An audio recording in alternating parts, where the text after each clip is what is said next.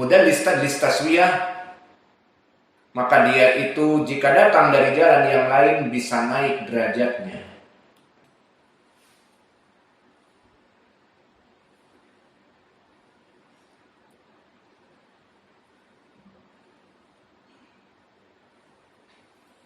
Kemudian tinggal permasalahan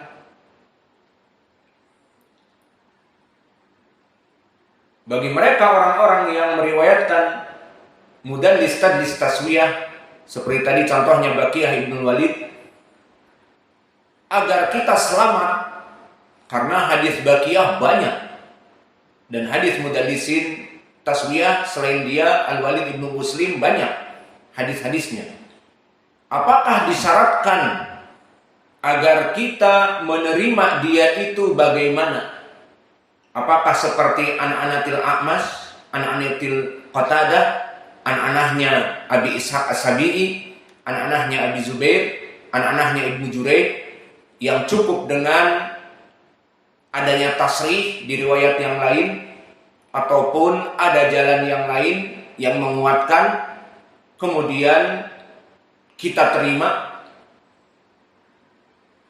Jawabnya, untuk permasalahan mudallis tadlis taswiyah, pertama, ada yang mencukupkan dia itu mentasrih dari gurunya dan dari guru-gurunya. Seperti tadi, misalnya Baqiyah ibn Walid mengatakan hadatsani dari gurunya dan mengatakan hadatsani dari guru yang kedua. Maka dari sinilah para ulama membedakan tadlis isnad, tadlis suyuh dengan tadlis taswiyah. Lalu bagaimana cara ingin selamat? Para ulama ikhtilaf. Pertama, ada yang mencukupkan harus tasrih dari gurunya yang satu, seperti tadi dari Abu Wahab Al-Asadi, Baqiyah mengatakan hadatsani. Dan yang kedua harus dari gurunya Abu Wahab Al-Asadi yang bernama Ubaidillah ibni Amr tadi harus mengatakan yang kedua hadatsani juga. Maka dengan ini bisa diterima rawi mudallisin tadlis taswiyah. Ini madhab pertama. Dan madhab yang kedua harus melaksanakan tasrih terus sampai kepada tabaqah as-sahabat. Maka di sini contohnya si Baqiyah ibn Walid tadi harus mentasrih dari gurunya. Kita contohkan tadi biar jelas, Abu Wahab Al-Asadi harus hadatsana. Dari Abu Wahab Al-Asadi hadatsana. Kemudian kepada Nafi' harus menyebutkan hadatsana. Dari Nafi' kepada Ibnu Umar harus menyebutkan hadatsana. Maka kalau tidak menyebutkan hadatsana sampai ke tabaqah sahabat, maka tidak diterima. Paham? Kenapa? Karena tadlis at-taswiyah tadlis yang sangat licik. Bisa jadi yang dia jatuhkan bukan gurunya yang kedua. Bisa jadi gurunya yang ketiga. Di antara Nafi' kepada Ibnu Umar bisa jadi yang jatuh di situ. Dan bisa jadi yang jatuh antara Ishaq ibnu Farwah kepada Nafi'. Bisa jadi dijatuhkan dua sanad. Iya apa tidak? Siapa yang mengatakan bahwa kita aman dari tadlis taswiyah? Maka ini madhab yang kedua. Paham sekarang? Kembali saya ulang. Bagaimana cara kita selamat dari mudallis tadlis isnad atau suyuh seperti Qatadah, Abu Ishaq As-Sabi'i dan yang lainnya dari Al-A'mas? Kita menginginkan dari mereka misalnya kalimat tasrih cukup. Maka kemudian seperti kami contohkan riwayat Al-A'mas dari Al-Bara ibnu Azib, di mana Al-A'mas meriwayatkan dari Al-Minhal, dari Al-Minhal meriwayatkan dari Zadan meriwayatkan dari Al-Bara ibnu Azib. Maka di Sunan Abi Dawud dari kisah tentang adabil qabr wa naimul qabr, disebutkan periwayatan Al-A'mas dari Al-Minhal dengan an. Maka di sini tawakuf kita. Kenapa? Karena Al-A'mas yang mudallis ini mungkin tidak mendengarkan dari gurunya Al-Minhal. Maka tawakuf, kemudian datang jalan yang lain, ternyata Al-A'mas meriwayatkan dari gurunya dengan haddatsana, dan diikuti dengan Imam Al-Hakim di Mustadraknya mengatakan dari Al-A'mas haddatsana Al-Minhal. Maka bersambunglah sanad ini, tidak bermasalah. Dan apakah dari Al-Minhal kepada Zadan harus haddatsana? Tidak. Karena dia bukan mudallis tadlis taswiyah. Paham sekarang? Namun tadlis yang ketiga ini, tadlis taswiyah, lihat bagaimana liciknya. Baqiyah Ibnu Walid menyebutkan kepada gurunya dengan terang-terangan, haddatsani Abu Wahab Al-Asadi. Lalu tidak diketahui siapa Abu Wahab Al-Asadi. Kayaknya di sanad-sanad lain nggak ada yang namanya Abu Wahab Al-Asadi. Siapa yang membuat aneh di sini? Ternyata Baqiyah. Baqiyah di sini mentasrih kepada gurunya di tabaqah gurunya yang pertama. Kemudian dari Abu Wahab Al-Asadi dia mentadliskan dengan menyebutkan an Nafi'. Ya apa tidak di sanad an Nafi'. Dari Nafi' an Ibnu Umar. Kemudian diketahui oleh Abu Hatim bahwa Baqiyah Ibnu Walid meskipun mentasrih dari gurunya Abu Wahab Al-Asadi, siapa dia? Dia kayaknya Ubaidillah Ibnu Amr.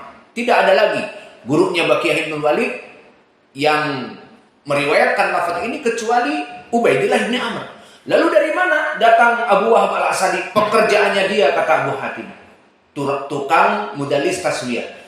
Ada apa gerangan? Lihat sanadnya terputus. Ishaq ibnu Abi Farwa dihapuskan, dihilangkan, langsung ke Nafi'. Diketahui sekarang. Kesimpulannya, bagaimana cara kita ingin selamat dari riwayat Baqiyah Ibnu Walid, dari riwayat Al-Walid Ibnu Muslim dan rawi-rawi yang mudallis tadlis taswiyah? Maka para ulama ada dua jalan. Pendapat yang pertama, harus dia mentasrih dari gurunya seperti tadi contohnya. Dia mengatakan haddatsani Baqiyah, mengatakan haddatsani Abu Wahab Al-Asadi. Kedua, dari Abu Wahab Al-Asadi mengatakan misalnya haddatsana Nafi'. Ini sebagian ulama mengatakan cukup. Ulama yang lain mengatakan tidak cukup. Dari mana kita tahu Baqiyah Ibnu Walid di situ bisa jadi mentadlis hanya satu, bisa jadi dia menjatuhkan rawi dua. Karena memang ini kebiasaannya. Iya atau tidak? Siapa yang melarang dia hanya syaratnya menjatuhkan satu? Siapa yang melarang? Bisa nggak menjatuhkan dua? Selama dia melaksanakan tadlis seperti itu, bisa jadi menjatuhkan dua antara Nafi' dengan Ibnu Umar. Paham? Maka dari sini para ulama yang lain mengatakan bagi rawi-rawi yang mudallis tadlis taswiyah tidak diterima kecuali mentasrih dari guru yang pertama, kemudian ke guru yang kedua, ke guru yang ketiga, ke guru yang keempat, sampai kepada sahabat berkata dari Nabi. Maka dari sahabat berkata kepada Nabi, di sini tidak butuh ada tadlis. Karena para sahabat kulluhum udul. Dan dari Ibnu Umar dijamin tidak akan ada penjatuhan rawi. Dan jika ada penjatuhan rawi, maka Ibnu Umar menjatuhkan rawi di situ seperti tadi. Abu Wahab Al-Asadi dijatuhkan Ishaq. Setelah Ibnu Umar, siapa yang dijatuhkan? Sahabi yang lain, maka tidak pengaruh. Maka para ulama mengatakan harus tasrih dia dari gurunya sampai guru-gurunya, sampai kepada akhir yang meriwayatkan dari sahabat siapa? Nafi'. Berarti masih harus Nafi' haddatsana Ibnu Umar. Karena kalau dia tidak mengatakan haddatsana Ibnu Umar an, bisa jadi jatuh antara Nafi' dengan Ibnu Umar ada rawi yang dhaif yang dia hapuskan. Iya apa tidak? Siapa yang menyangka bahwa Baqiyah bisa melaksanakan lebih dari satu penjatuhan dari gurunya yang dhaif atau guru-gurunya yang dhaif? Paham? Maka mana yang Saya mau tanya kepada antum, mana yang antum pilih? Dari contoh kasus ini, Baqiyah bin Walid dia menjatuhkan gurunya yang kedua. Apakah cukup dengan dari gurunya Abu Wahab haddatsani dan dari Abu Wahab haddatsani Nafi', kemudian antara Nafi' dengan Ibnu Umar cukup dengan an, atau harus kepada tabaqah yang paling akhir sampai kepada sahabat? Coba, ingin pendapat antum, mana yang lebih kuat? Mana suara kalian?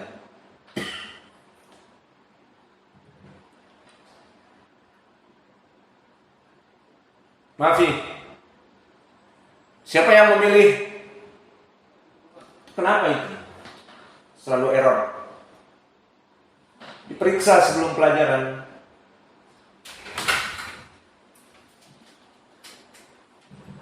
Menghabiskan waktu.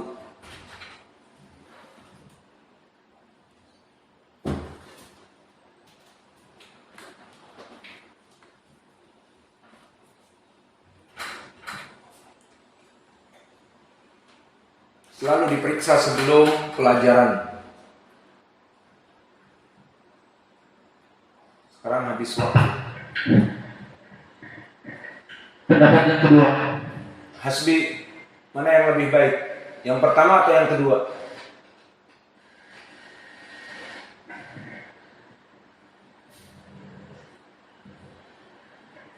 Yang kedua, Ustaz. Yang kedua. Hendak ya Aba Umair. Mana pendapat antum? Yang pertama atau yang kedua?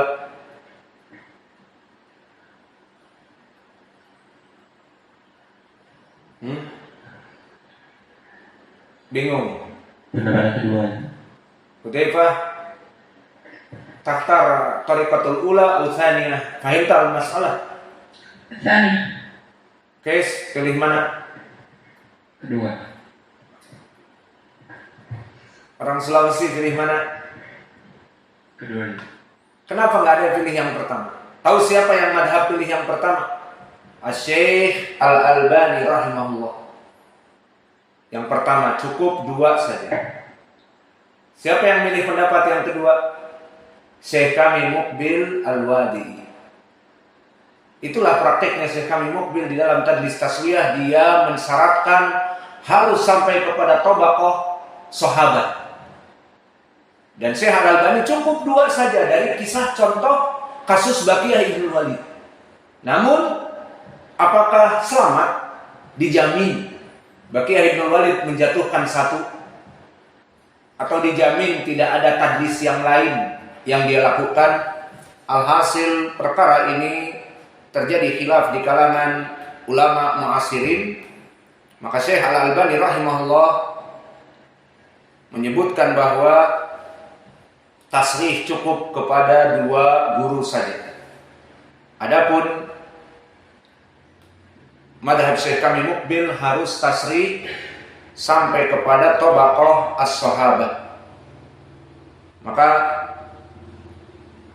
sudah waktu masuk kepada duhur, maka kita tutup pelajaran kita dengan kesimpulan bahwa mudallis tadlis taswiyah hadisnya dhaif. Namun meskipun dhaif, jika datang jalan yang lain bisa naik kepada derajat dia itu naik kepada hasan li ghairi ataupun bahkan sahih li ghairi. Dan mereka rawi-rawi yang ma'ruf melaksanakan tadlis taswiyah adalah Baqiyah bin Walid dan juga Al-Walid ibnu Muslim,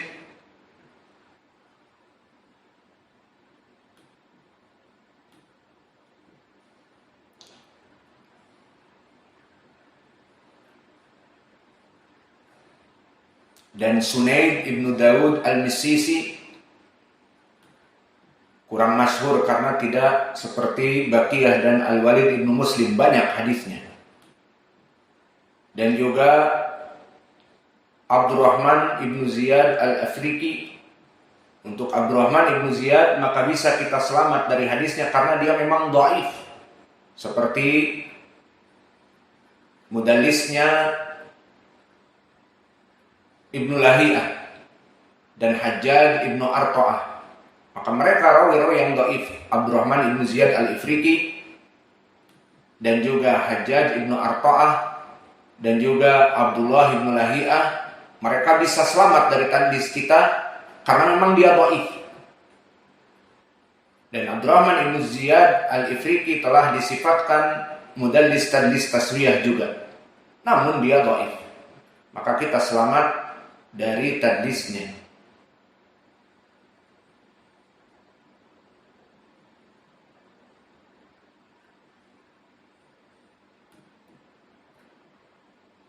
Dan juga sebagian mengatakan Mubarak ibnu Fadalah. Maka di tarjimah mereka yang kami sebutkan tadi, disebutkan bahwa mereka ini melaksanakan tadlis taswiyah. Dan Muhammad ibnu Isa ibnu Qasim al-Umawi